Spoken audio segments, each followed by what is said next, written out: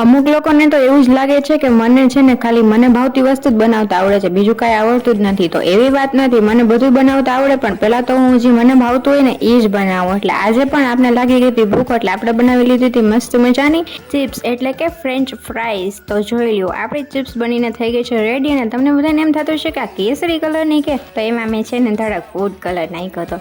તો પછી એમાં આપણે મીઠું મરચુંનો મસાલો ભભરાવી દીધો, કેમ કે સાદી સાદી ન ભાવે. પછી મેં એક ડીપ બનાવી લીધી અને મસ્ત મજાની પ્લેટિંગ કરી લીધી. જોઈએ આપણી પ્લેટિંગ સ્કિલ્સ. જો તમને લોકોને ગમી હોય તો લાઈક કરી નાખજો ને હારવાર સબસ્ક્રાઈબ પણ કરી જ નાખજો. ત્યાં માતાશ્રીનો ઓર્ડર આવી ગયો કે હવે તમારા ફેન ફતુર પૂરા થઈ ગયા હોય તો રાત્રિના ભોજનની તૈયારી કરી નાખો. એટલે માતાજીનો ઓર્ડર હોય એટલે આપણે નાઈ ન પડે, એટલે પછી ફટાફટ મંડાઈને ભાખરીનો લોટ બાંધી નાખ્યો. ગરમી તો છે પણ કાંઈ વાંધો નહીં, ચાલો ફટાફટ ભાખરીનો લોટ બાંધી અને કરી નાખી મસ્ત ગોળ ગોળ ભાખરી. જોયું ને, બાકી મેં કીધું હતું ને કે આ પણ મને આવડે જ છે, હું કરતી નથી એ વાત અલગ છે. એટલે આ બાજુ થતી હતી આપણી ભાખરી અને બીજી બાજુ આપણે મૂકી દીધી હતી કઢી. જોઈ લો, ખાટી કઢી. મને આપણે દેશી વિદેશી બધું આવડે.